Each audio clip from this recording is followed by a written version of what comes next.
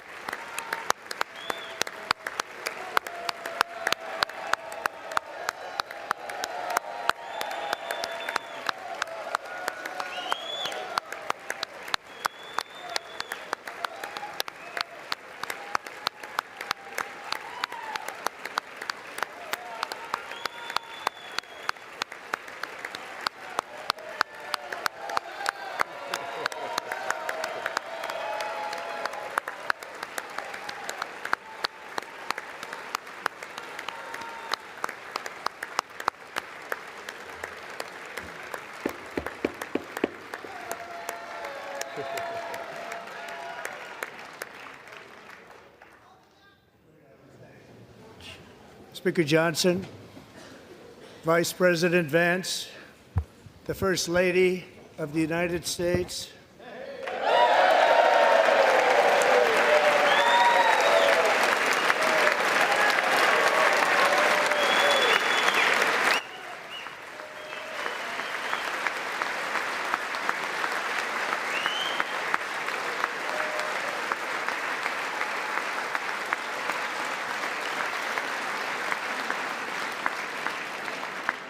members of the United States Congress, thank you very much, and to my fellow citizens, America is back.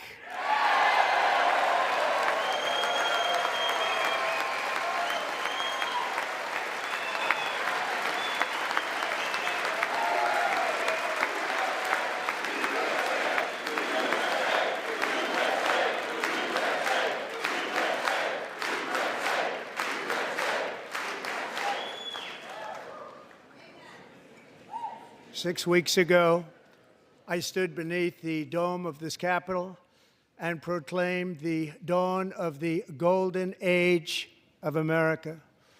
From that moment on, it has been nothing but swift and unrelenting action to usher in the greatest and most successful era in the history of our country.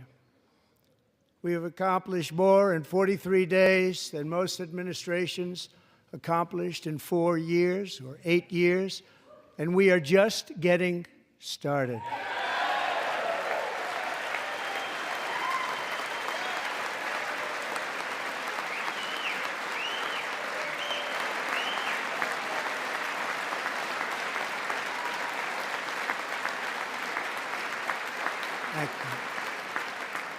I return to this chamber tonight to report that America's momentum is back, our spirit is back, our pride is back, our confidence is back, and the American dream is surging bigger and better than ever before.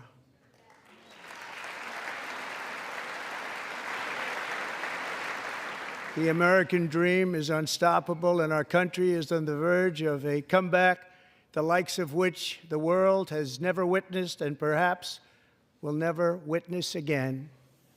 There's never been anything like it. The presidential election of November 5th was a mandate like has not been seen in many decades. We won all 7 swing states, giving us an electoral college victory of 312 votes.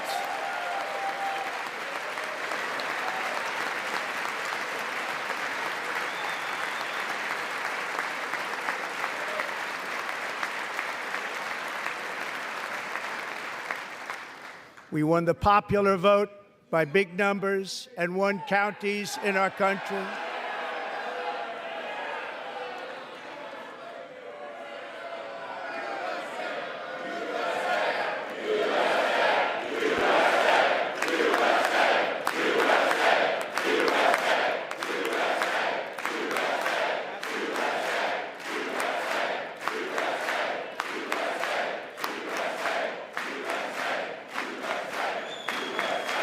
And won counties in our country, 2,700 to 525, on a map that reads almost completely red for Republican.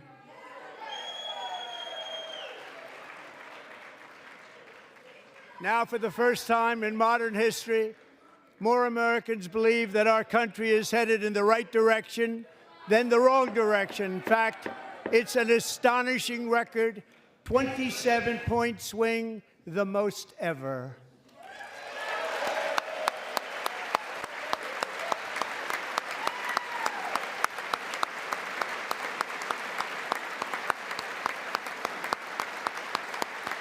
Likewise, small business optimism saw its single largest one-month gain ever recorded. Mr. President. A 41-point jump.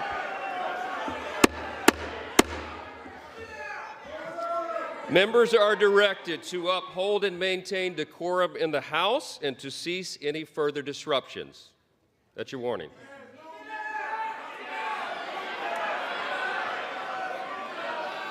Members are engaging in willful and continuing breach of decorum, and the chair is prepared to direct the Sergeant-at-Arms to restore order to the joint session.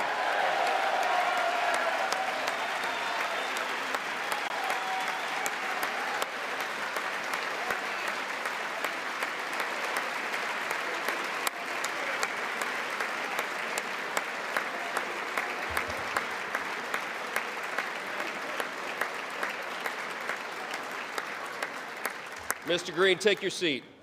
Take your seat, sir. Take your seat.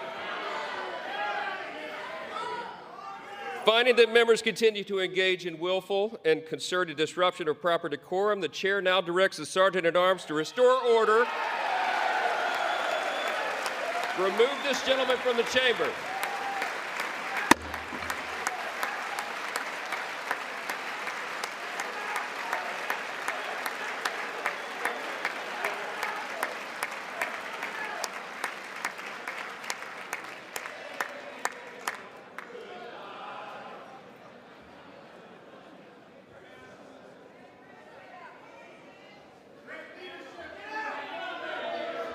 Go.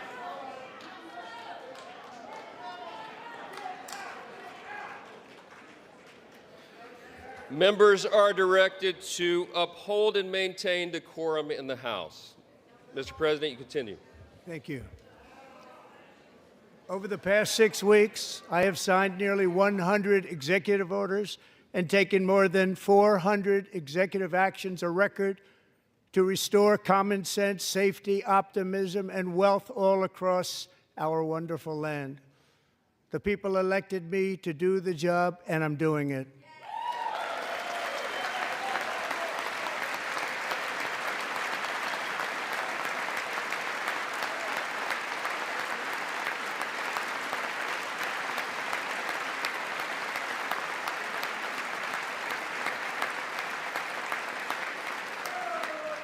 In fact, it has been stated by many that the first month of our presidency, it's our presidency, is the most successful in the history of our nation. By many.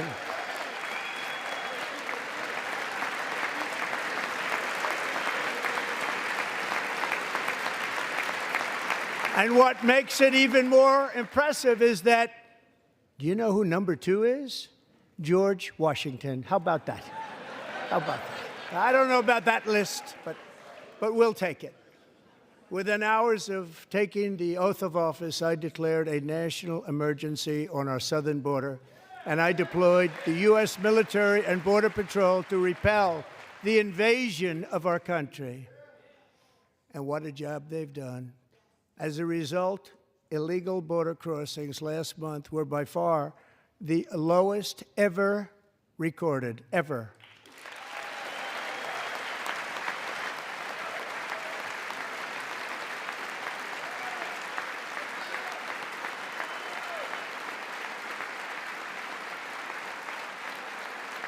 They heard my words and they chose not to come. Much easier that way. In comparison, under Joe Biden, the worst president in American history, there were hundreds of thousands of illegal crossings a month, and virtually all of them, including murderers, drug dealers, gang members, and people from mental institutions and insane asylums, were released into our country. Who would want to do that? This is my 5th such speech to Congress. And once again, I look at the Democrats in front of me, and I realize there is absolutely nothing I can say to make them happy or to make them stand or smile or applaud. Nothing I can do. I could find a cure to the most devastating disease, a disease that would wipe out entire nations, or announce the answers to the greatest economy in history, or the stoppage of crime to the lowest levels ever recorded. And these people sitting right here will not clap, will not stand, and certainly will not cheer for these astronomical achievements. They won't do it, no matter what. Five times I've been up here. It's very sad, and it just shouldn't be this way.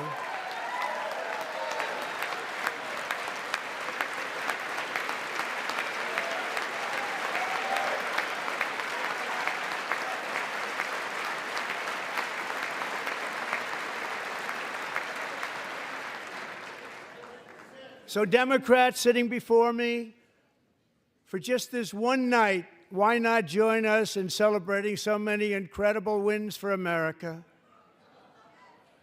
For the good of our nation, let's work together and let's truly make America great again.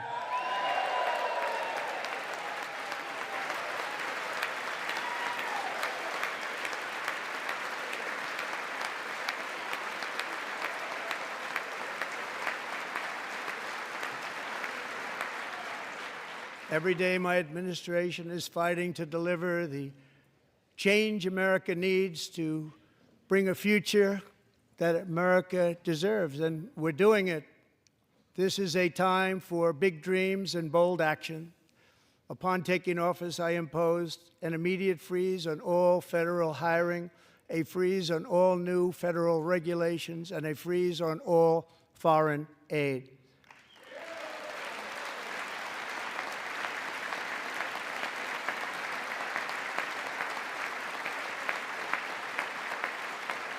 I terminated the ridiculous Green New Scam. I withdrew from the unfair Paris Climate Accord, which was costing us trillions of dollars that other countries were not paying. I withdrew from the corrupt World Health Organization.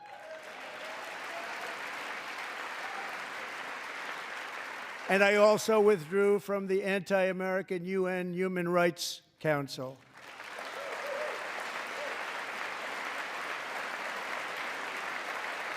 We ended all of Biden's environmental restrictions that were making our country far less safe and totally unaffordable. And importantly, we ended the last administration's insane electric vehicle mandate, saving our auto workers and companies from economic destruction.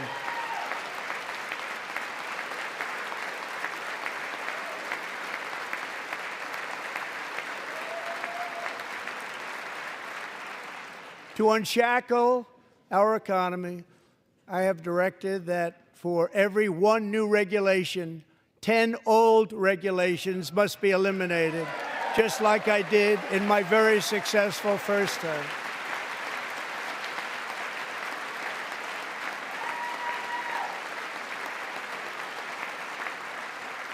And in that first term, we set records on ending unnecessary rules and regulations like no other president had done before.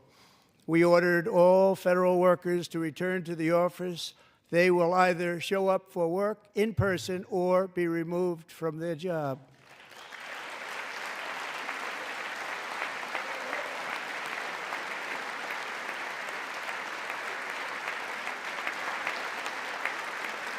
And we have ended weaponized government where, as an example, a sitting president is allowed to viciously prosecute his political opponent, like me. How did that work out? Not too good. Not too good.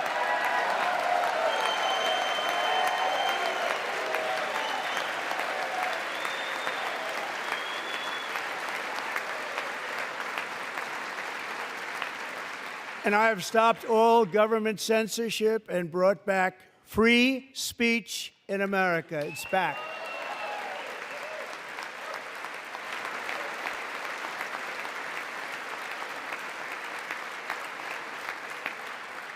And 2 days ago, I signed an order making English the official language of the United States of America.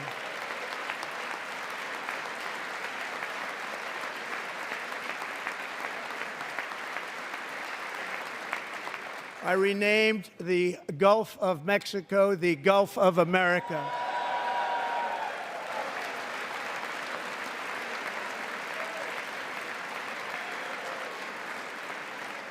And likewise, I renamed, for a great president, William McKinley, Mount McKinley again. Beautiful Alaska. We love Alaska. We've ended the tyranny of so-called diversity, equity, and inclusion policies all across the entire federal government and indeed the private sector and our military. And our country will be woke no longer.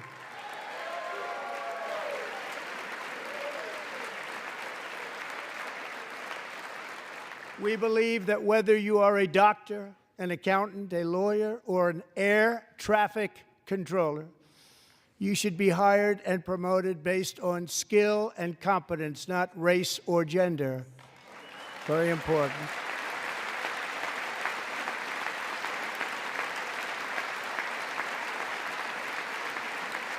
You should be hired based on merit. And the Supreme Court, in a brave and very powerful decision, has allowed us to do so. Thank you. Thank you very much. Thank you. We have removed the poison of critical race theory from our public schools, and I signed an order making it the official policy of the United States government that there are only two genders, male and female.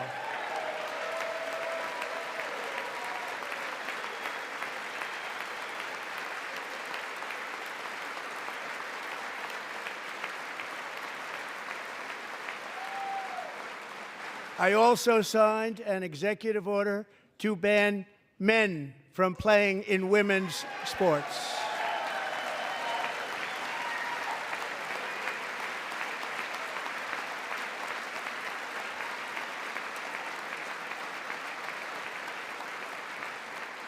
Three years ago, Peyton McNabb was an all-star high school athlete, one of the best, preparing for a future in college sports.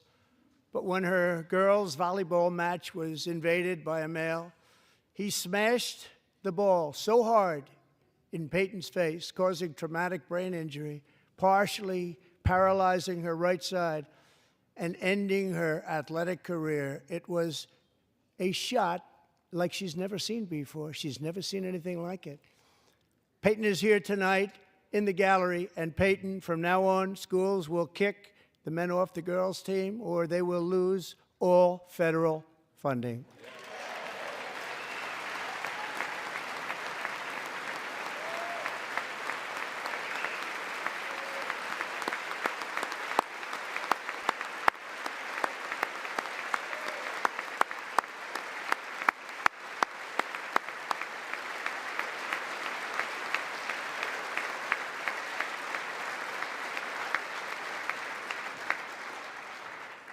And if you really want to see numbers, just take a look at what happened in the women's boxing, weightlifting, track and field, swimming, or cycling, where a male recently finished a long-distance race 5 hours and 14 minutes ahead of a woman for a new record by 5 hours. Broke the record by 5 hours. It's demeaning for women, and it's very bad for our country. We're not going to put up with it any longer.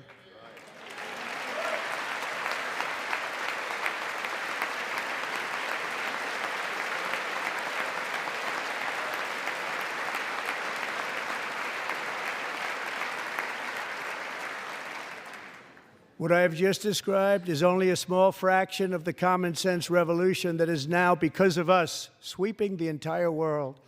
Common sense has become a common theme, and we will never go back. Never. Never going to let that happen. Among my very highest priorities is to rescue our economy and get dramatic and immediate relief to working families. As you know, we inherited from the last administration an economic catastrophe and an inflation nightmare. Their policies drove up energy prices, pushed up grocery costs, and drove the necessities of life out of reach for millions and millions of Americans. They've never had anything like it.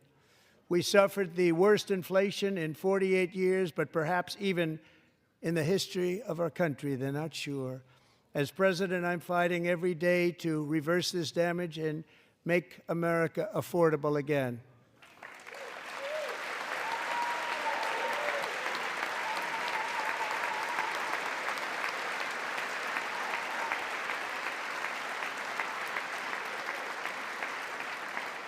Joe Biden especially let the price of eggs get out of control.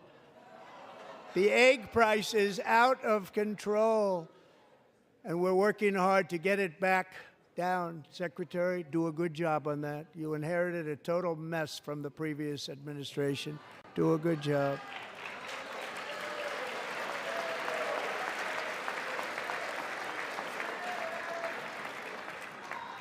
A major focus of our fight to defeat inflation is rapidly reducing the cost of energy. The previous administration cut the number of new oil and gas leases by 95%, slowed pipeline construction to a halt, and closed more than 100 power plants. We are opening up many of those power plants right now.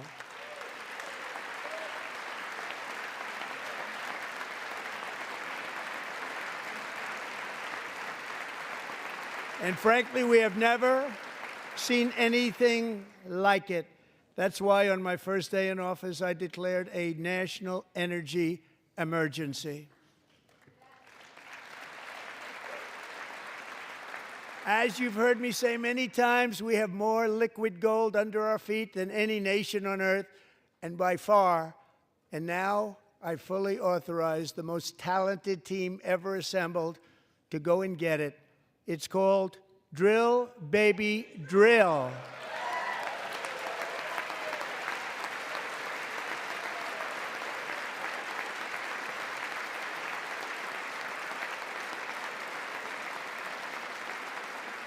My administration is also working on a gigantic natural gas pipeline in Alaska, among the largest in the world, where Japan, South Korea, and other nations want to be our partner with investments of trillions of dollars each. There's never been anything like that one. It will be truly spectacular. It's all set to go. The permitting is gotten. And later this week, I will also take historic action to dramatically expand production of critical minerals and rare earths here in the USA.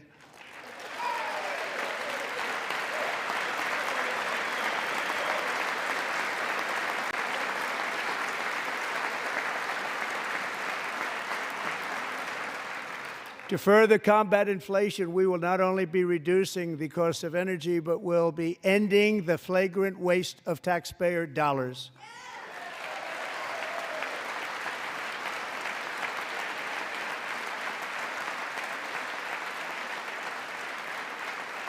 And to that end, I have created the brand new Department of Government Efficiency, GOGE. Perhaps you've heard of it. Perhaps.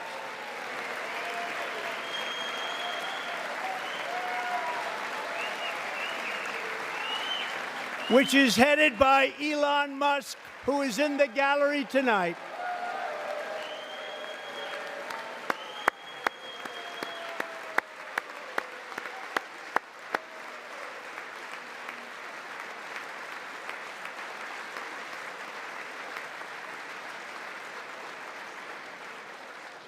Thank you, Elon. He's working very hard. He didn't need this. He didn't need this. Thank you very much. We appreciate it. Everybody here, even this side, appreciates it, I believe. They just don't want to admit that. Just listen to some of the appalling waste we have already identified. $22 billion from HHS to provide free housing and cars for illegal aliens. $45 million for diversity, equity, and inclusion scholarships in Burma. $40 million to improve the social and economic inclusion of sedentary migrants. Nobody knows what that is. $8 million to promote LGBTQI+ in the African nation of Lesotho, which nobody has ever heard of. $60 million for indigenous peoples and Afro-Colombian empowerment in Central America. $60 million. $8 million for making mice transgender. This is real. $32 million for a left-wing propaganda operation in Moldova. $10 million for male circumcision in Mozambique. $20 million for the Arab Sesame Street in the Middle East. It's a program, $20 million for a program. $1.9 billion to recently created Decarbonization of Homes Committee, headed up, and we know she's involved. Just at the last moment, the money was passed over by a woman named Stacey Abrams. Have you ever heard of her? A $3.5 million consulting contract for lavish fish monitoring. $1.5 million for voter confidence in Liberia. $14 million for social cohesion in Mali. $59 million for illegal alien hotel rooms in New York City. He's a real estate developer. He's done very well. $250,000 to increase vegan local climate action innovation in Zambia. $42 million for social and behavior change in Uganda. $14 million for improving public procurement in Serbia. $47 million for improving learning outcomes in Asia. Asia's doing very well with learning. I don't know what we're doing. We should use it ourselves. And $101 million for DEI contracts at the Department of Education, the most ever paid, nothing even like it. Under the Trump administration, all of these scams, and they're far worse, but I didn't think it was appropriate to talk about them. They're so bad. Many more have been found out and exposed and swiftly terminated by a group of very intelligent, mostly young people, headed up by Elon, and we appreciate it. We found hundreds of billions of dollars of fraud.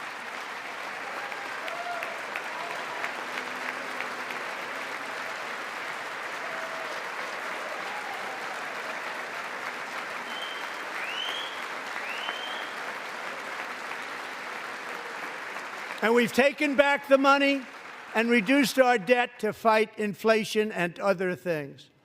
Taken back a lot of that money. We got it just in time. This is just the beginning. The Government Accountability Office, a federal government office, has estimated annual fraud of over $500 billion in our nation, and we are working very hard to stop it. We're going to. We're also identifying shocking levels of incompetence and probable fraud in the Social Security program for our seniors, and that our seniors and people that we love rely on. Believe it or not, government databases list 4.7 million Social Security members from people aged 100 to 109 years old. It lists 3.6 million people from ages 110 to 119. I don't know any of them. I know some people that are rather elderly, but not quite that elderly. 3.47 million people from ages 120 to 129. 3.9 million people from ages 130 to 139. 3.5 million people from ages 140 to 149. And money is being paid to many of them, and we're searching right now. In fact, Pam, good luck. Good luck. You're going to find it. But a lot of money is paid out to people because it just keeps getting paid, and nobody does, and it really hurts Social Security and hurts our country. 1.3 million people from ages 150 to 159, and over 130,000 people, according to the Social Security databases, are age over 160 years old. We have a healthier country than I thought, Bobby.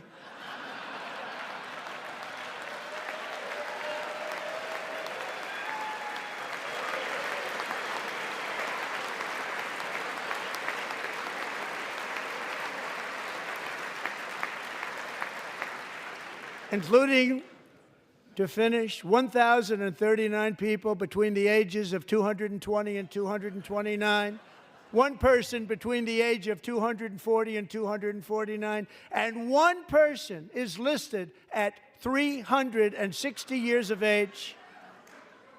More than 100 years. More than 100 years older than our country.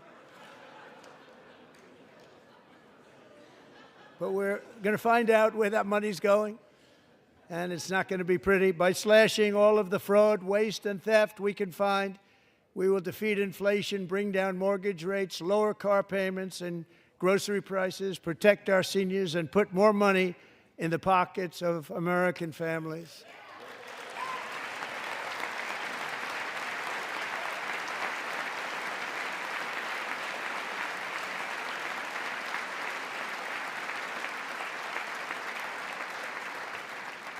And today, interest rates took a beautiful drop, big, beautiful drop. It's about time. And in the near future, I want to do what has not been done in 24 years, balance the federal budget. We're going to balance it.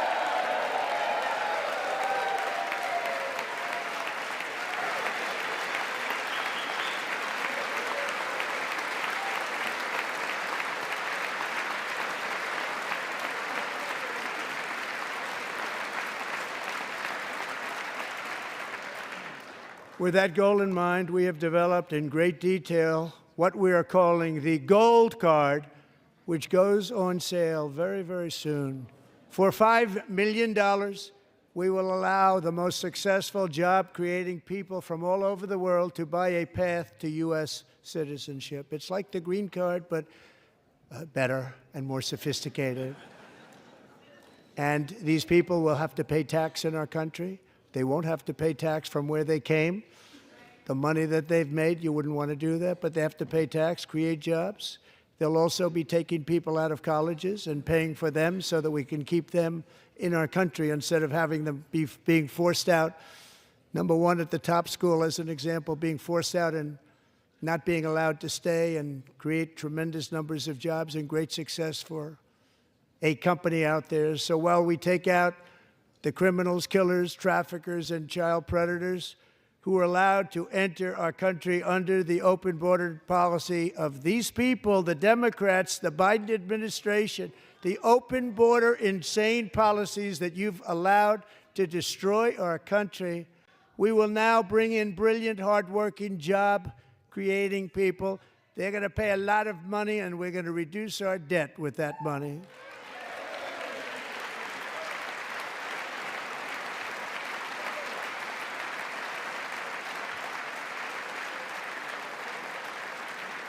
Americans have given us a mandate for bold and profound change. For nearly 100 years, the federal bureaucracy has grown until it has crushed our freedoms, ballooned our deficits, and held back America's potential in every possible way.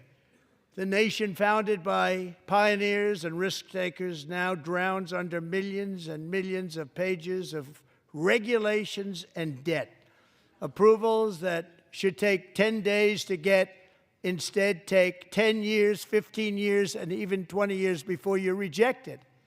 Meanwhile, we have hundreds of thousands of federal workers who have not been showing up to work. My administration will reclaim power from this unaccountable bureaucracy, and we will restore true democracy to America again.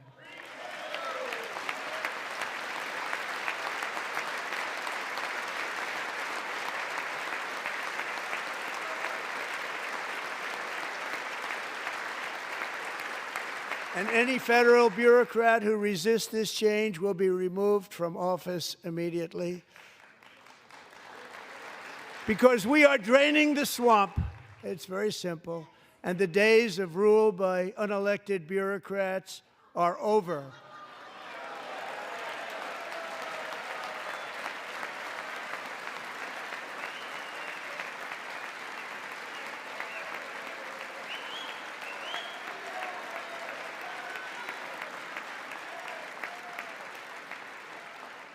And the next phase of our plan to deliver the greatest economy in history is for this Congress to pass tax cuts for everybody. They're in there. They're waiting for you to vote.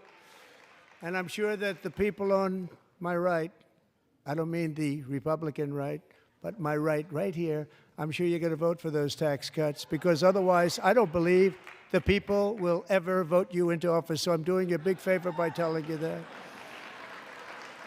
But I know this group is going to be voting for the tax.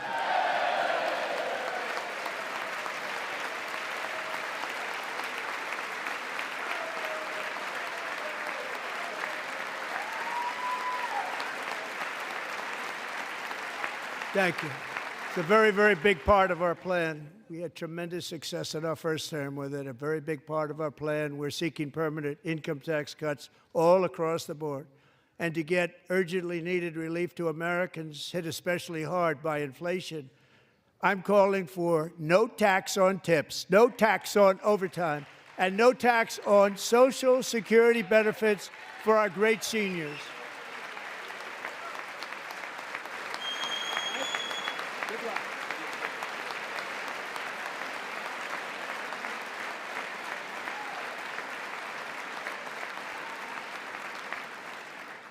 And I also want to make interest payments on car loans tax deductible, but only if the car is made in America.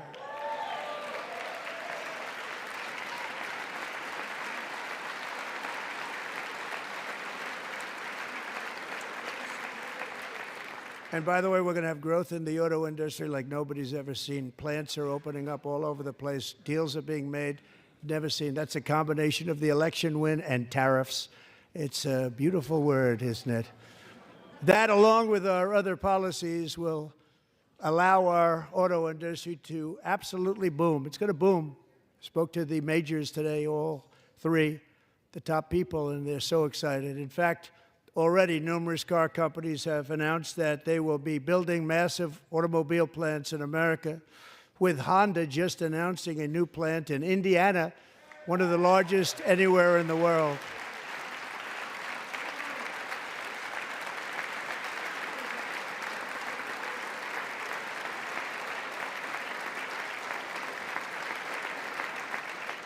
And this has taken place since our great victory on November 5th, a date which will hopefully go down as one of the most important in the history of our country.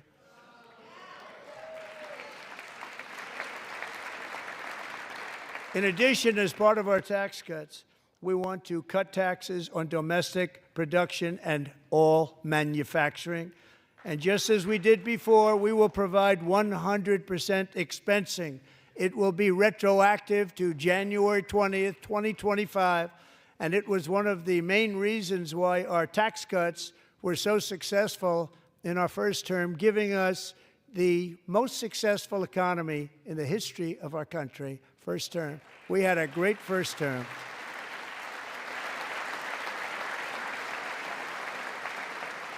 If you don't make your product in America, however, under the Trump administration, you will pay a tariff, and in some cases, a rather large one. Other countries have used tariffs against us for decades, and now it's our turn to start using them against those other countries. On average, the European Union, China, Brazil, India, Mexico, and Canada, have you heard of them? And countless other nations charge us tremendously higher tariffs than we charge them. It's very unfair. India charges us auto tariffs higher than 100%. China's average tariff on our products is twice what we charge them. And South Korea's average tariff is 4 times higher. Think of that, 4 times higher. And we give so much help militarily and in so many other ways to South Korea, but that's what happens. This is happening by friend and foe. This system is not fair to the United States and never was, and so on April 2nd, I wanted to make it April 1st, but I didn't want to be accused of April Fool's Day. That's not, just one day cost us a lot of money. But we're going to do it in April. I'm a very superstitious person. April 2nd, reciprocal tariffs kick in. And whatever they tariff us, other countries, we will tariff them. That's reciprocal, back and forth. Whatever they tax us, we will tax them. If they do non-monetary tariffs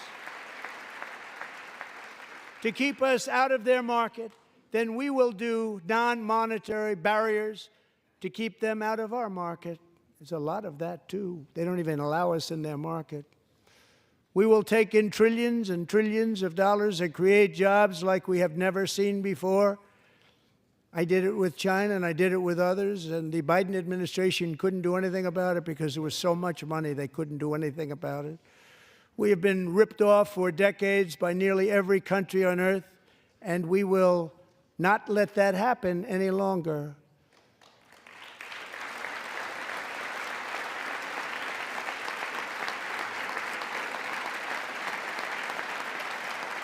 Much has been said over the last 3 months about Mexico and Canada, but we have very large deficits with both of them. But even more importantly, they've allowed fentanyl to come into our country at levels never seen before, killing hundreds of thousands of our citizens and many very young, beautiful people, destroying families.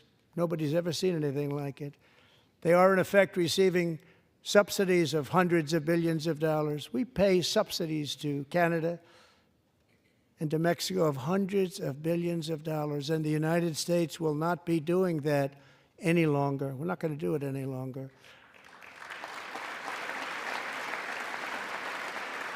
Thanks to our America First policies we're putting into place, we have had $1.7 trillion of new investment in America in just the past few weeks.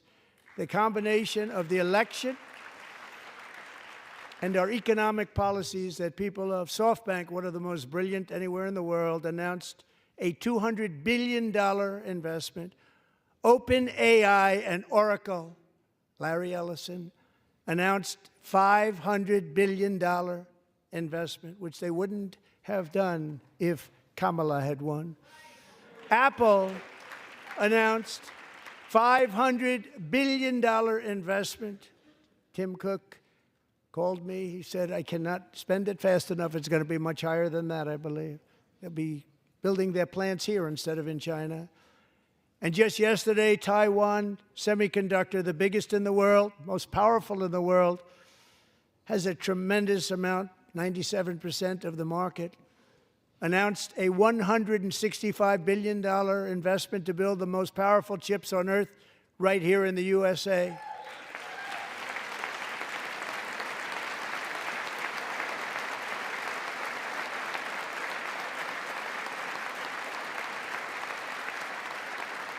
And we're not giving them any money. Your CHIPS Act is a horrible, horrible thing. We give hundreds of billions of dollars, and it doesn't mean a thing. They take our money and they don't spend it. All that meant to them, we're giving them no money. All that was important to them was they didn't want to pay the tariffs, so they came and they're building, and many other companies are coming. We don't have to give them money. We just want to protect our businesses and our people. And they will come because they won't have to pay tariffs if they build in America. So it's very amazing. You should get rid of the CHIP Act, and whatever's left over, Mr. Speaker, you should use it to reduce debt or any other reason you want to.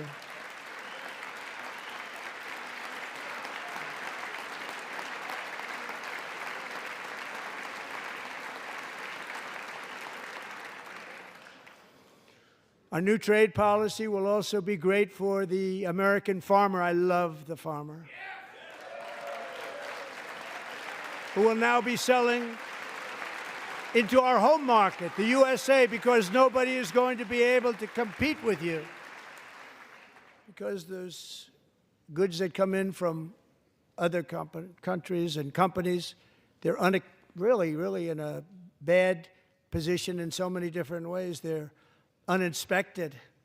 They may be very dirty and disgusting, and they come in and they pour in, and they hurt our American farmers. The tariffs will go on agricultural product coming into America, and our farmers, starting on April 2nd, it may be a little bit of an adjustment period. We had that before when I made the deal with China, $50 billion of purchases, and I said, just bear with me, and they did. They did. Probably have to bear with me again, and this will be even better. That was great. The problem with it was that Biden didn't enforce it. He didn't enforce it. $50 billion of purchases, and we were doing great, but Biden did not enforce it, and it hurt our farmers. But our farmers are going to have a field day right now. So to our farmers, have a lot of fun. I love you too. I love you too. It's all going to happen.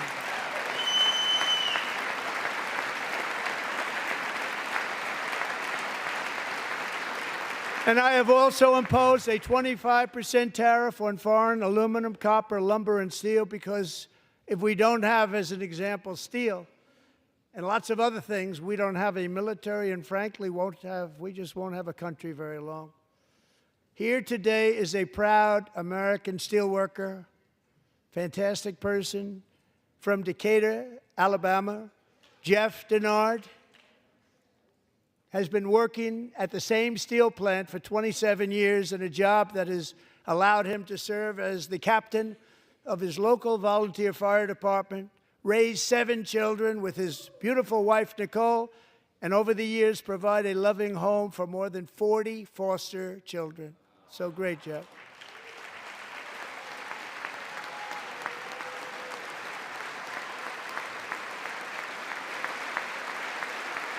Thank you, Jeff. Thank you, Jeff.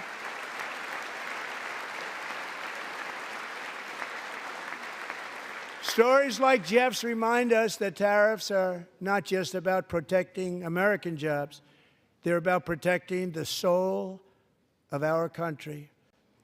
Tariffs are about making America rich again and making America great again, and it's happening, and it will happen rather quickly. There'll be a little disturbance, but we're okay with that. It won't be much. No, you're not. Oh. And look where Biden took us. Very low, the lowest we've ever been. Jeff, I want to thank you very much. And I also want to recognize another person who has devoted herself to foster care community. She works so hard on it. A very loving person, our magnificent First Lady of the United States.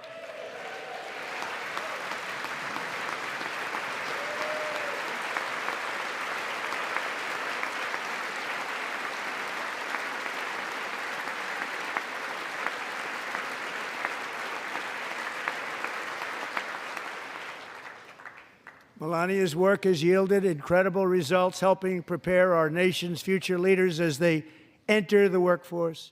Our First Lady is joined by 2 impressive young women, very impressive. Haley Ferguson, who benefited from the First Lady's Fostering the Future initiative and is poised to complete her education and become a teacher. And Elliston Berry, who became a victim of an illicit deepfake image produced by a peer. With Elliston's help, the Senate just passed the Take It Down Act, and this is so important. Thank you very much, John. John Thune, thank you. Stand up, John. Thank you, John.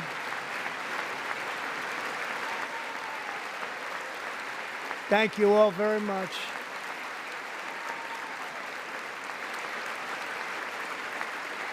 Thank you. And thank you to John Thune and the Senate. Great job. To criminalize the publication of such images online is a terrible, terrible thing. And once it passes the House, I look forward to signing that bill into law. Thank you. And I'm going to use that bill for myself, too, if you don't mind. Because nobody gets treated worse than I do online. Nobody. That's great. Thank you very much to the Senate. Thank you.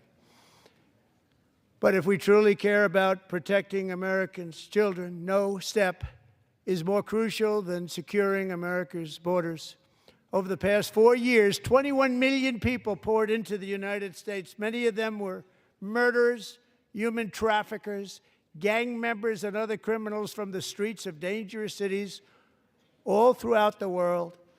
Because of Joe Biden's insane and very dangerous open border policies, they are now strongly embedded in our country, but we are getting them out and getting them out fast.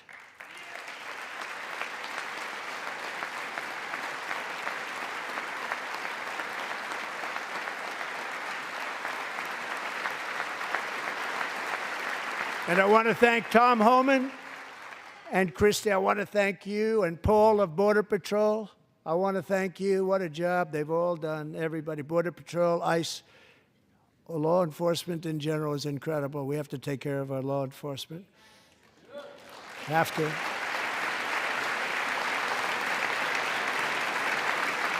Last year,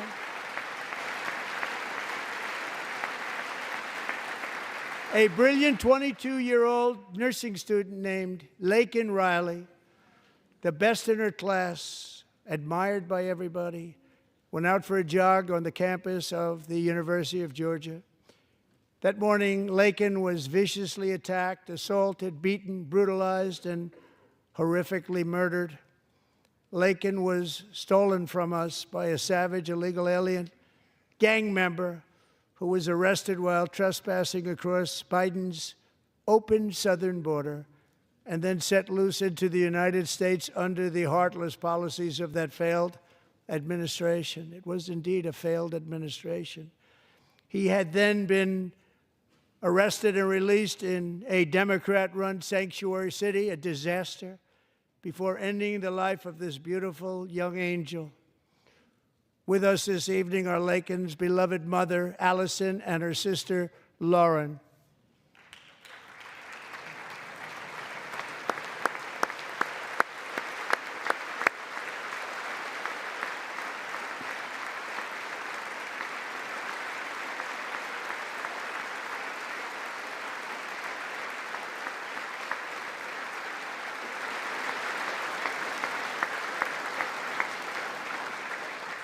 Last year, I told Laken's grieving parents that we would ensure their daughter would not have died in vain. That's why the very first bill I signed into law as your 47th president mandates the detention of all dangerous criminal aliens who threaten public safety. It's a very strong, powerful act.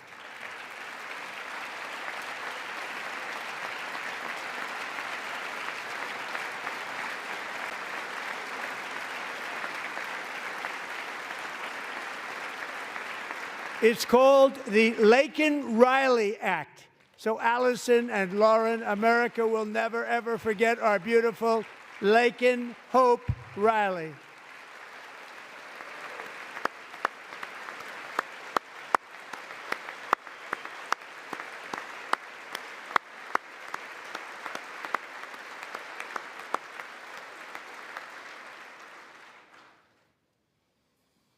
Thank you very much.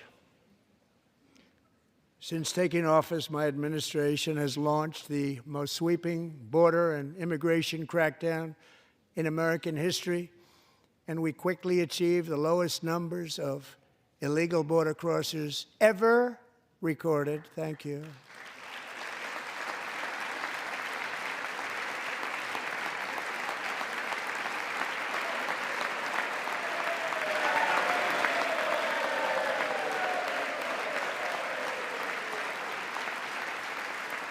The media and our friends in the Democrat Party kept saying we needed new legislation, we must have legislation to secure the border. But it turned out that all we really needed was a new president.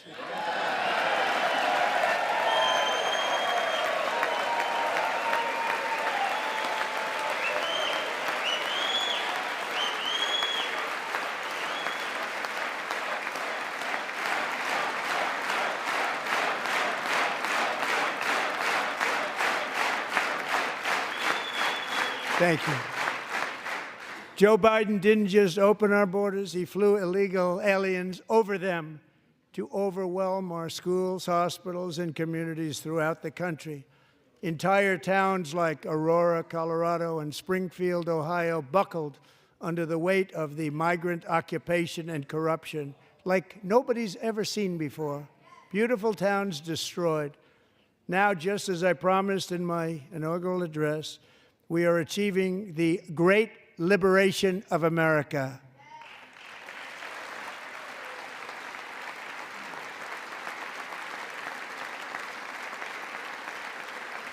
But there still is much work to be done. Here tonight is a woman I have gotten to know Alexis Nungary from Houston. Wonderful woman. Last June, Alexis's 12-year-old daughter, her precious Jocelyn, walked to a nearby convenience store. She was kidnapped, tied up, assaulted for 2 hours under a bridge, and horrifically murdered. Arrested and charged with this heinous crime are 2 illegal alien monsters from Venezuela, released into America by the last administration through their ridiculous open border. The death of this beautiful 12-year-old girl and the agony of her mother and family touched our entire nation greatly. Alexis, I promised that we would always remember your daughter, your magnificent daughter, and earlier tonight I signed an order keeping my word to you. One thing I have learned about Jocelyn is that she loved animals so much. She loved nature. Across Galveston Bay, from where Jocelyn lived in Houston, you will find a magnificent national wildlife refuge, a pristine, peaceful, 34,000-acre sanctuary for all of God's creatures on the edge of the Gulf of America. Alexis, moments ago, I formally renamed that refuge in loving memory of your beautiful daughter, Jocelyn. So, Mr. Vice President, if you would, may I have the order?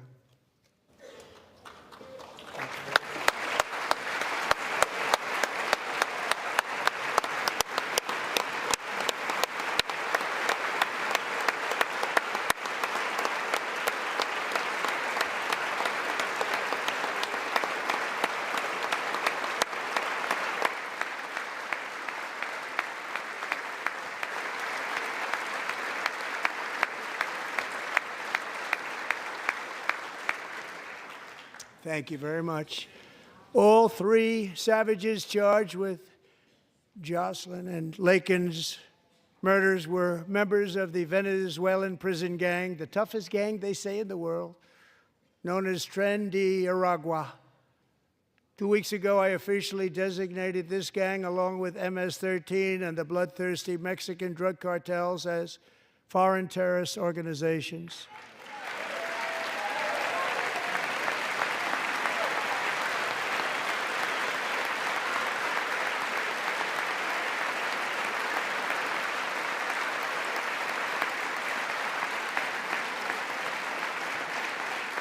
They are now officially in the same category as ISIS, and that's not good for them.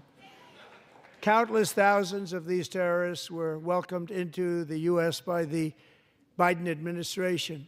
But now every last one will be rounded up and forcibly removed from our country, or, if they're too dangerous, put in jails, standing trial in this country, because we don't want them to come back ever.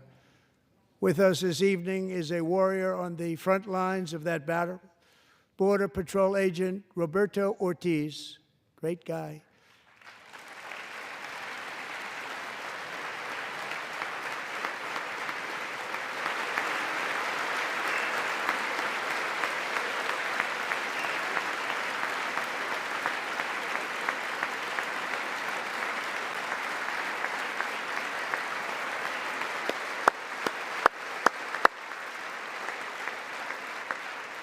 In January, Roberto and another agent were patrolling by the Rio Grande near an area known as Cartel Island. Doesn't sound too nice to me. When heavily armed gunmen started shooting at them, Roberto saw that his partner was totally exposed, at great danger, and he leapt into action, returning fire and providing crucial seconds for his fellow agent to seek safety, just barely. I have some of the prints of that event, and it was not good. Agent Ortiz, we salute you for your great courage and for your line of fire that you took and for the bravery that you showed. We honor you, and we will always honor you. Thank you, Roberto, very much.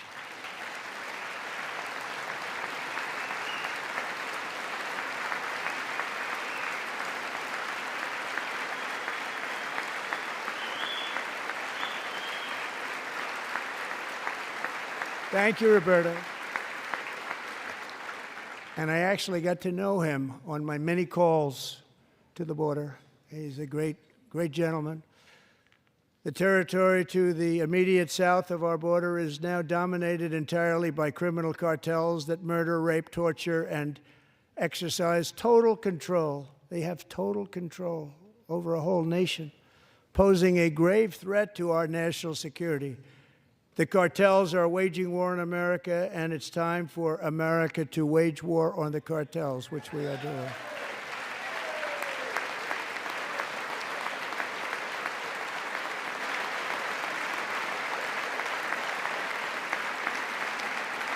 Five nights ago, Mexican authorities, because of our tariff policies being imposed on them, think of this, handed over to us 29 of the biggest cartel leaders in their country. That has never happened before. They want to make us happy.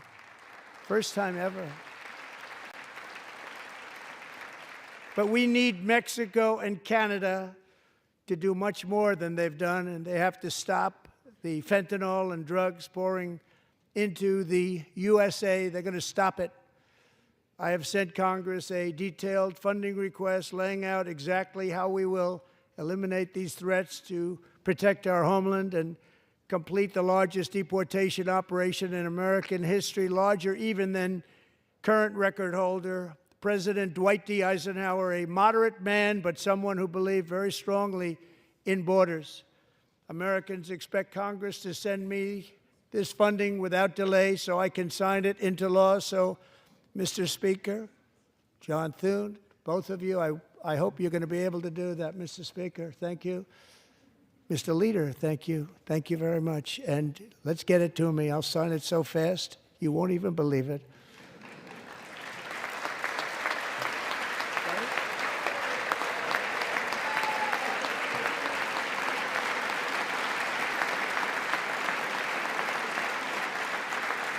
And as we reclaim our sovereignty, we must also bring back law and order to our cities and towns.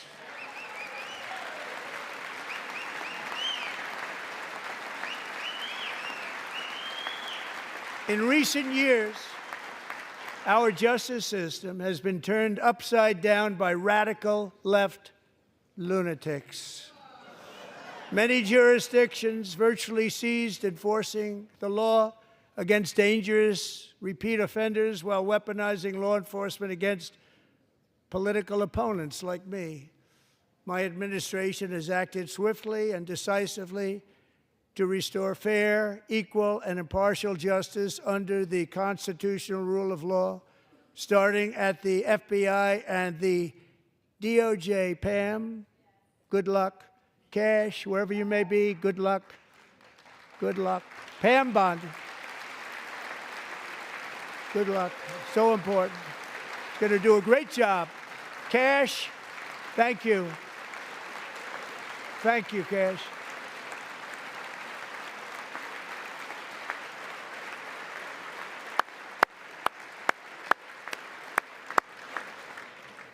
They've already started very strong. They're going to do a fantastic job. You're going to be very proud of them. We're also once again giving our police officers the support, protection, and respect they so dearly deserve. They have to get it. They have such a hard, dangerous job, but we're going to make it less dangerous. The problem is the bad guys don't respect the law, but they're starting to respect it, and they soon will respect it. This also includes our great fire departments throughout the country. Our firemen and women are unbelievable people, and we'll never forget them. And besides that, they voted for me in record numbers, so I have no choice.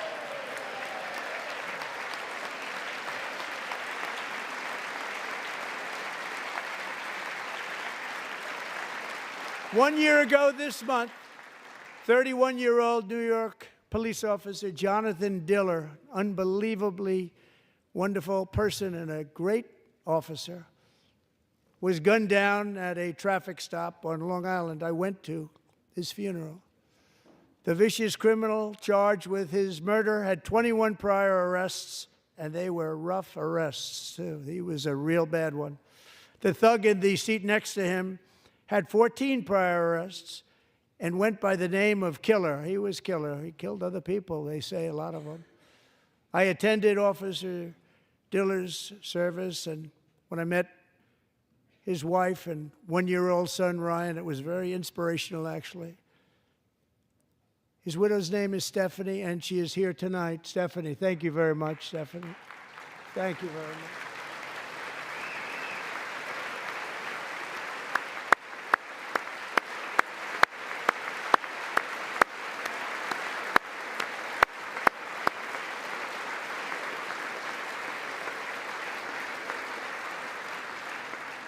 Stephanie, we're going to make sure that Ryan knows his dad was a true hero, New York's finest, and we're going to get these cold-blooded killers and repeat offenders off our streets, and we're going to do it fast. Got to stop it. They get out with 28 arrests. They push people into subway trains. They hit people over the head, back of the head with baseball bats. We got to get them out of here. I've already signed an executive order requiring a mandatory death penalty for anyone who murders a police officer, and tonight I'm asking Congress to pass that policy into permanent law.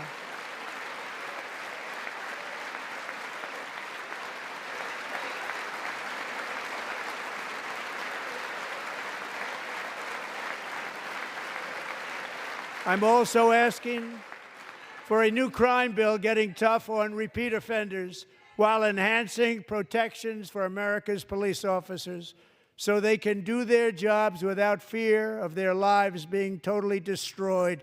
They don't want to be killed. We're not going to let them be killed. Joining us in the gallery tonight is a young man who truly loves our police. His name is DJ Daniel. He is 13 years old, and he has always dreamed of becoming a police officer.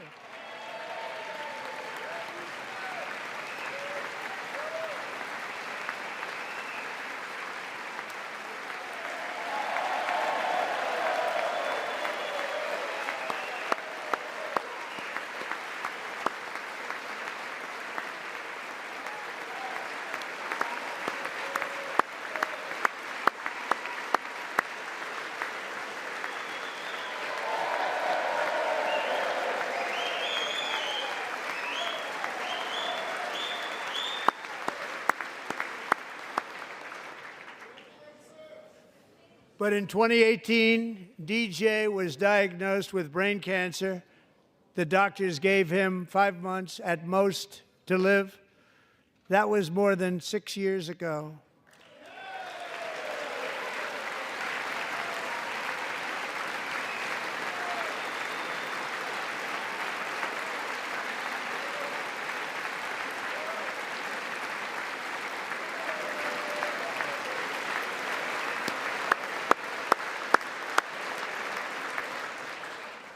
Since that time, DJ and his dad have been on a quest to make his dream come true, and DJ has been sworn in as an honorary law enforcement officer, actually a number of times. The police love him, the police departments love him.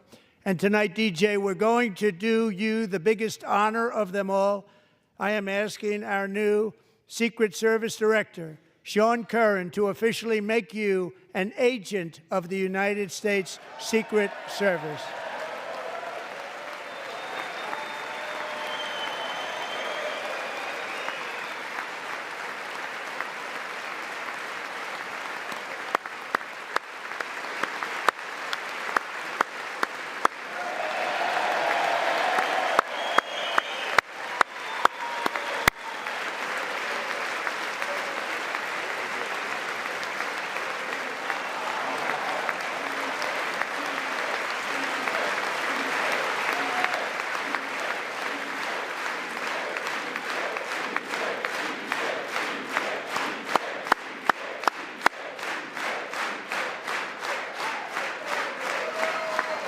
Thank you, DJ.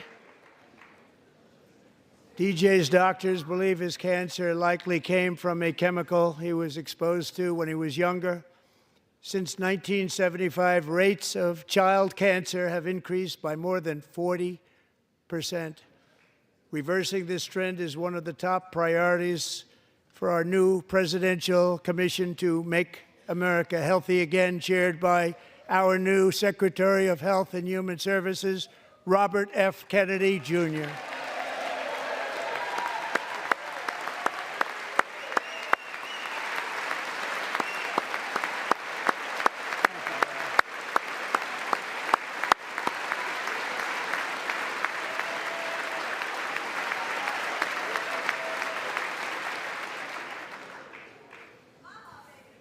With the name Kennedy, you would have thought everybody over here would have been cheering. How quickly they forget. Our goal is to get toxins out of our environment, poisons out of our food supply, and keep our children healthy and strong. As an example, not long ago, and you can't even believe these numbers, 1 in 10,000 children had autism, 1 in 10,000. And now it's 1 in 36. There's something wrong, 1 in 36. Think of that. So we're going to find out what it is, and there's nobody better than Bobby and all of the people that are working with you. You have the best to figure out what is going on. Okay, Bobby, good luck. It's a very important job. Thank you. Go get him.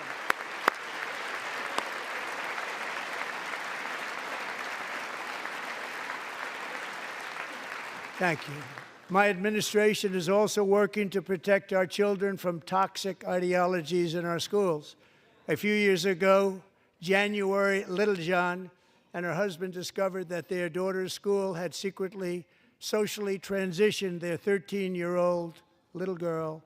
Teachers and administrators conspired to deceive January and her husband while encouraging her daughter to use a new name and pronouns. They, them pronoun, actually, all without telling January, who is here tonight and is now a courageous advocate against this form of child abuse. January, thank you. Thank you. Thank you very much. Thank you.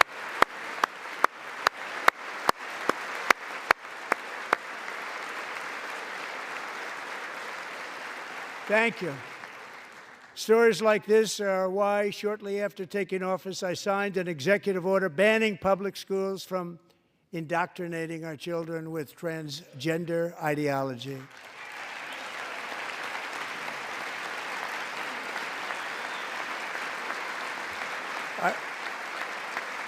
I also signed an order to cut off all taxpayer funding to any institution that engages in the sexual mutilation of our youth.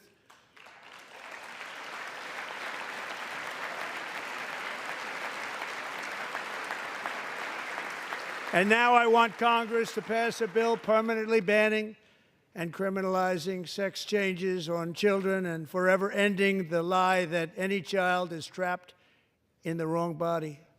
This is a big lie.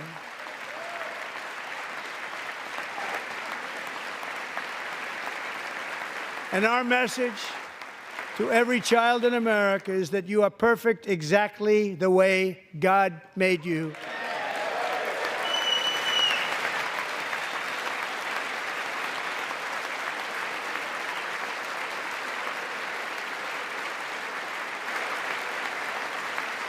Because we're getting wokeness out of our schools and out of our military, and it's already out, and it's out of our society. We don't want it. Wokeness is trouble. Wokeness is bad. It's gone. It's gone. And we feel so much better for it, don't we? Don't we feel better? Our service members won't be activists and ideologues. They will be fighters and warriors. They will fight for our country. And Pete, congratulations. Secretary of Defense, congratulations.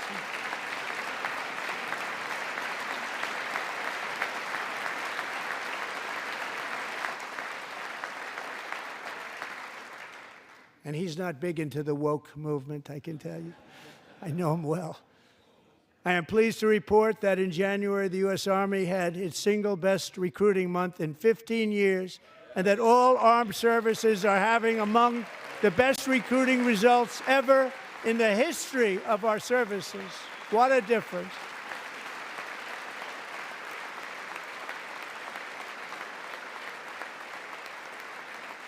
And you know, it was just a few months ago where the results were exactly the opposite. We couldn't recruit anywhere. We couldn't recruit. Now we're having the best results just about that we've ever had. What a tremendous turnaround. It's really a beautiful thing to see. People love our country again. It's very simple. They love our country, and they love being in our military again. So it's a great thing, and thank you very much. Great job. Thank you.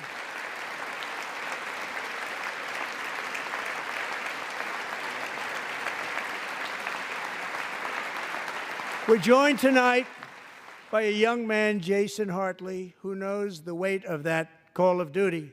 Jason's father, grandfather, and great-grandfather all wore the uniform. Jason tragically lost his dad, who was also a Los Angeles County Sheriff's deputy when he was just a boy, and now he wants to carry on the family legacy of service. Jason is a senior in high school, a six-letter varsity athlete, a really good athlete, they say, a brilliant student with a 4.46, that's good, GPA. And his greatest dream is to attend the U.S. Military Academy at West Point.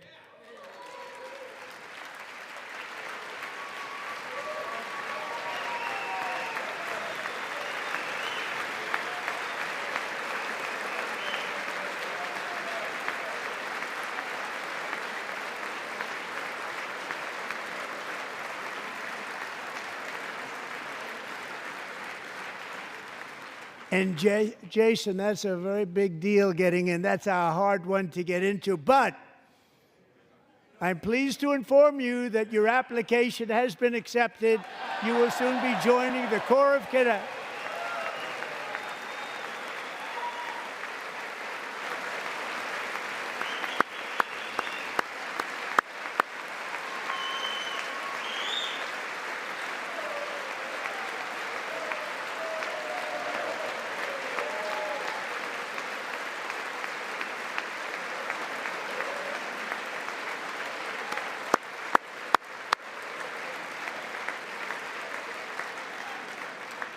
Thank you.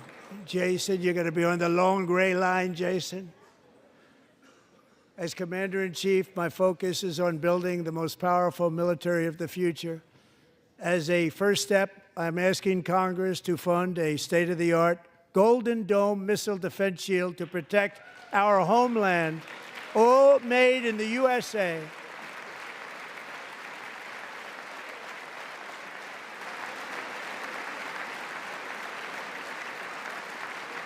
And Ronald Reagan wanted to do it long ago, but the technology just wasn't there, not even close. But now we have the technology. It's incredible, actually. And other places, they have it. Israel has it. Other places have it. And the United States should have it too, right, Tim, right? They should have it too. So I want to thank you. But it's a very, very important. This is a very dangerous world. We should have it. We want to be protected, and we're going to protect our citizens like never before. To boost our defense industrial base, we are also going to resurrect the American shipbuilding industry, including commercial shipbuilding and military shipbuilding.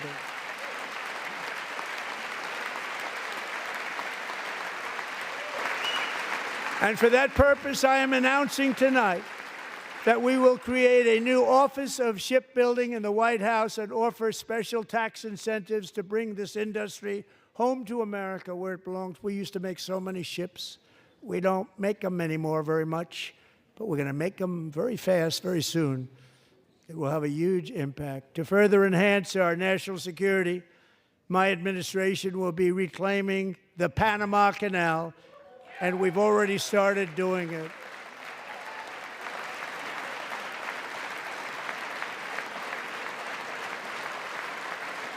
Just today, a large American company announced they are buying both ports around the Panama Canal and lots of other things having to do with the Panama Canal and a couple of other canals.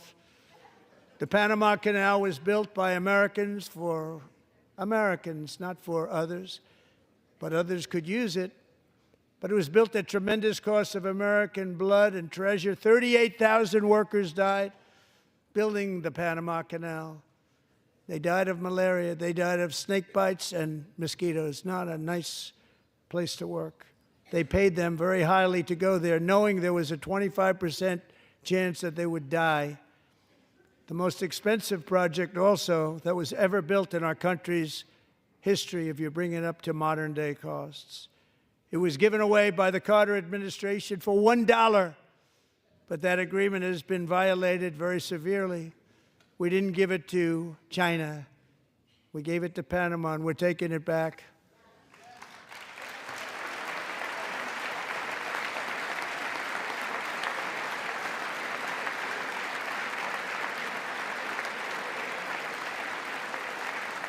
And we have Marco Rubio in charge. Good luck, Marco. Now, we know who to blame if anything goes wrong. Marco's been amazing, and he's going to do a great job. Think of it. He got 100 votes. You know, he was approved with actually 99, but the 100th was this gentleman, and I feel very certain. So let's assume he got 100 votes. And I'm either very, very happy about that or I'm very concerned about it. But he's already proven. I mean, he's a great gentleman. He's respected by everybody, and we appreciate you voting for Marco. He's going to do a fantastic job. Thank you. Thank you. He's doing a great job.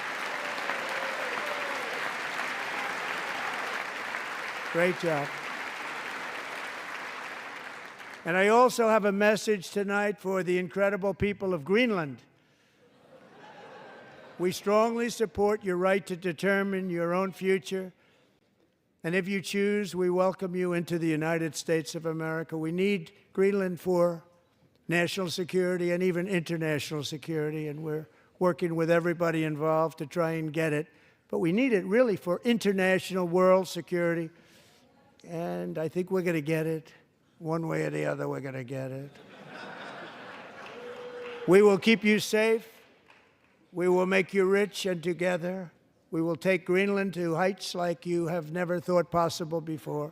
It's a very small population, but very, very large piece of land and very, very important for military security. America is once again standing strong against the forces of radical Islamic terrorism. 3.5 years ago, ISIS terrorists killed 13 American service members and countless others in the Abbey Gate bombing during the disastrous and incompetent withdrawal from Afghanistan. Not that they were withdrawing, it was the way they withdrew. Perhaps the most embarrassing moment in the history of our country. Tonight, I am pleased to announce that we have just apprehended the top terrorist responsible for that atrocity, and he is right now on his way here to face the swift sword of American justice.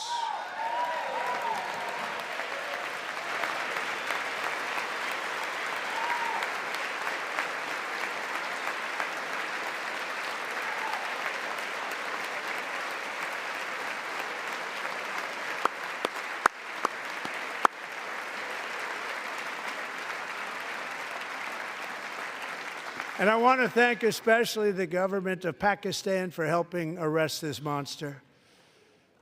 This was a very momentous day for those 13 families who I actually got to know very well, most of them, whose children were murdered, and the many people that were so badly, over 42 people, so badly injured on that fateful day in Afghanistan. What a horrible day.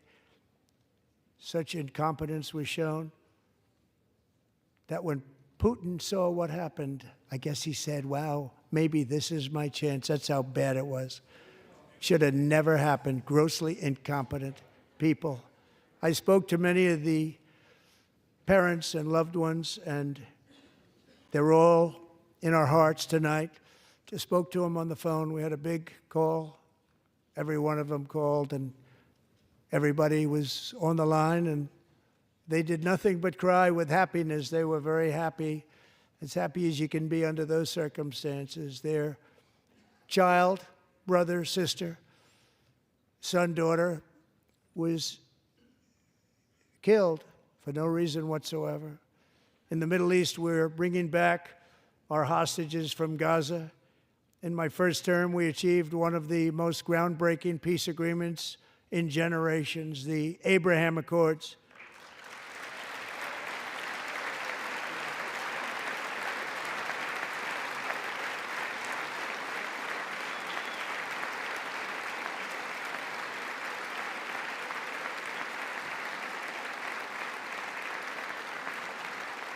And now we're going to build on that foundation to create a more peaceful and prosperous future for the entire region. A lot of things are happening in the Middle East. People haven't been talking about that so much lately with everything going on with Ukraine and Russia.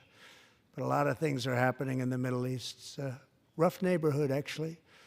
I'm also working tirelessly to end the savage conflict in Ukraine. Millions of Ukrainians and Russians have been needlessly killed or wounded in this horrific and brutal conflict with no end in sight. The United States has sent hundreds of billions of dollars to support Ukraine's defense with no security, with no anything.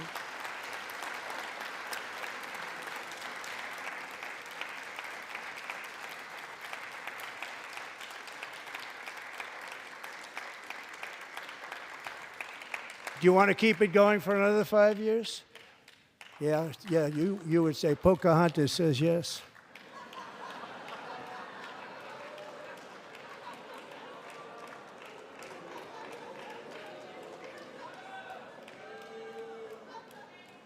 $2,000 people are being killed every single week.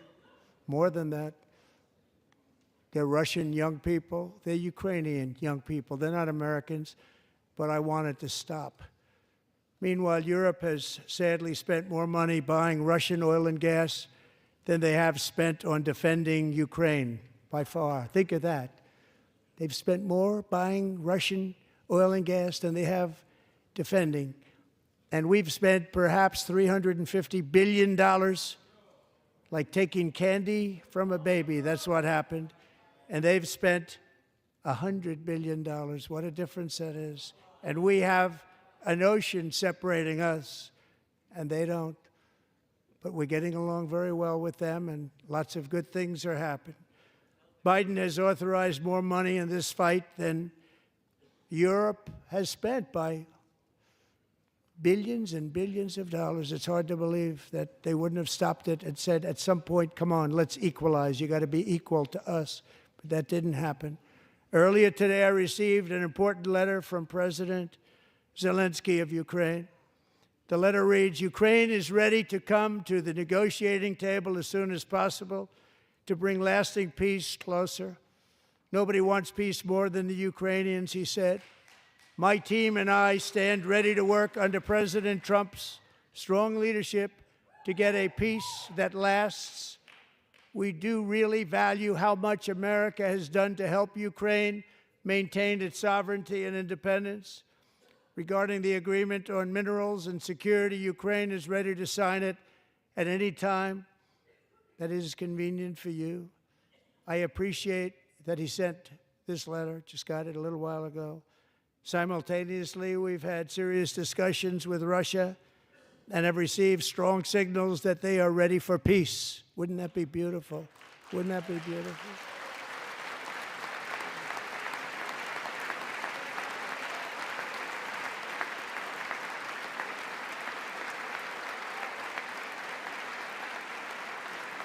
Wouldn't that be beautiful?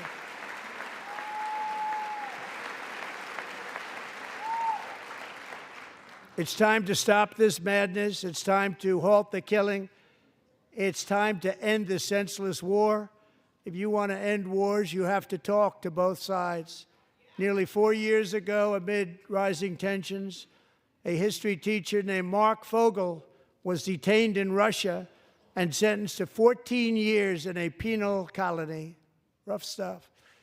The previous administration barely lifted a finger to help him. They knew he was innocent, but they had no idea where to begin.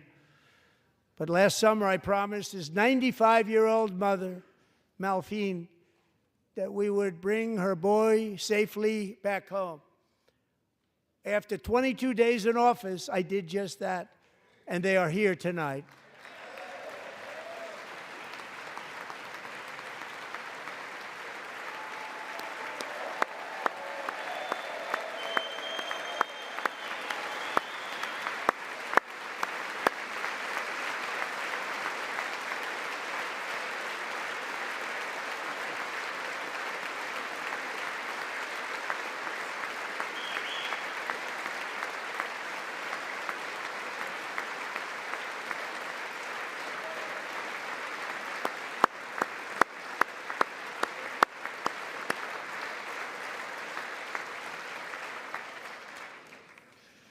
To Mark and his great mom, we are delighted to have you safe and sound and with us. As fate would have it, Mark Fogel was born in a small rural town in Butler, Pennsylvania. Have you heard of it? Where his mother has lived for the past 78 years. I just happened to go there last July 13th for a rally. That was not pleasant. And that is where I met his beautiful mom right before I walked onto that stage. And I told her I would not forget what she said about her son. And I never did I? Never forgot. Less than 10 minutes later, at that same rally, gunfire rang out, and a sick and deranged assassin unloaded 8 bullets from his sniper's perch into a crowd of many thousands of people. My life was saved by a fraction of an inch, but some were not so lucky. Corey Comparator was a firefighter, a veteran, a Christian, a husband, a devoted father, and above all, a protector. When the sound of gunshots pierced the air, it was a horrible sound. Corey knew instantly what it was and what to do. He threw himself on top of his wife and daughters and shielded them from the bullets with his own body. Corey was hit really hard. You know the story from there. He sacrificed his life to save theirs. 2 others, very fine people, were also seriously hit. But thankfully, with the help of 2 great country doctors, we thought they were gone and they were saved. So those doctors had great talent.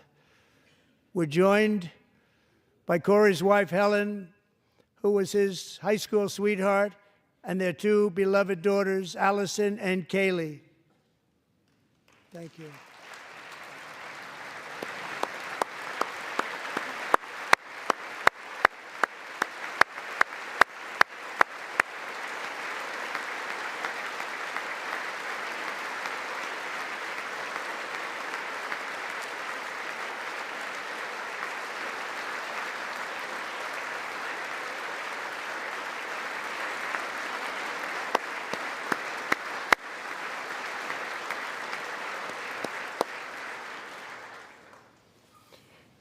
To Helen, Allison, and Kaylee, Corey is looking down on his 3 beautiful ladies right now, and he is cheering you on. He loves you. He is cheering you on. Corey was taken from us much too soon, but his destiny was to leave us all with a shining example of the selfless devotion of a true American patriot. It was love like Corey's that built our country, and it's love like Corey's that is going to make our country more majestic than ever before. I believe that my life was saved that day in Butler for a very good reason. I was saved by God to make America great again. I believe that. Thank you. Thank you.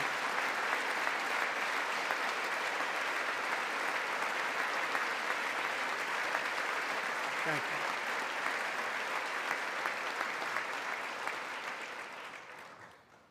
Thank you very much. From the patriots of Lexington and Concord to the heroes of Gettysburg and Normandy, from the warriors who crossed the Delaware to the trailblazers who climbed the Rockies, and from the legends who soared at Kitty Hawk to the astronauts who touched the moon, Americans have always been the people who defied all odds, transcended all dangers, made the most extraordinary sacrifices, and did whatever it took to defend our children, our country, and our freedom.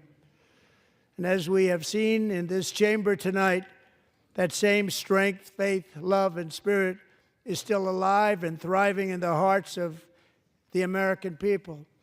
Despite the best efforts of those who would try to censor us, silence us, break us, destroy us, Americans are today a proud, free, sovereign, and independent nation that will always be free, and we will fight for it till death. We will never let anything happen to our beloved country, because we are a country of doers, dreamers, fighters, and survivors. Our ancestors crossed a vast ocean, strode into the unknown wilderness, and carved their fortunes from the rock and soil of a perilous and very dangerous frontier.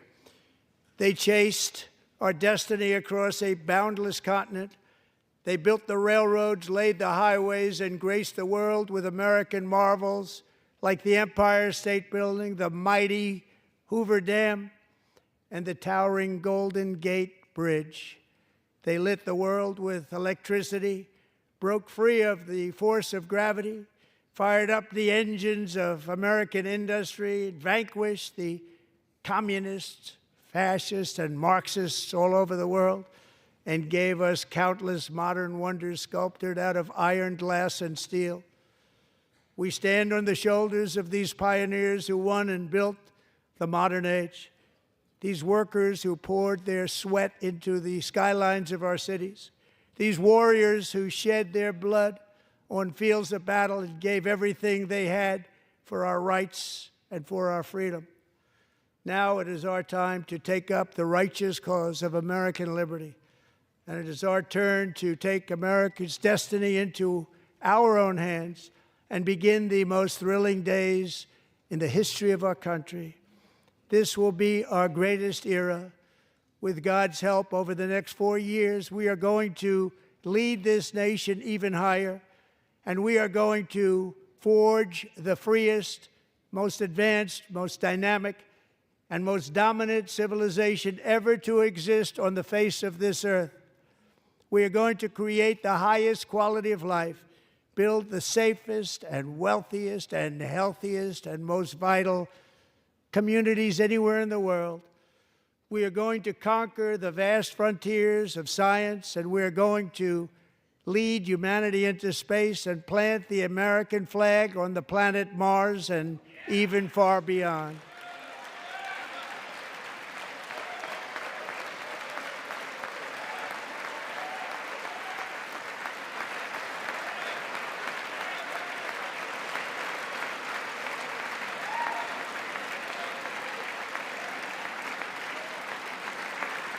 And through it all, we are going to rediscover the unstoppable power of the American spirit. And we are going to renew unlimited promise of the American dream. Every single day, we will stand up and we will fight, fight, fight for the country our citizens believe in and for the country our people deserve.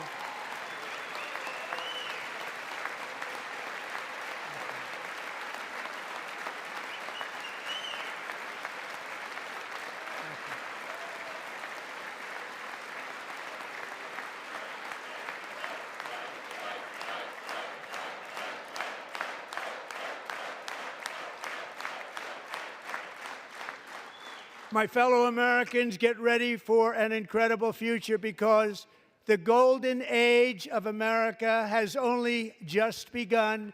It will be like nothing that has ever been seen before. Thank you, God bless you, and God bless America.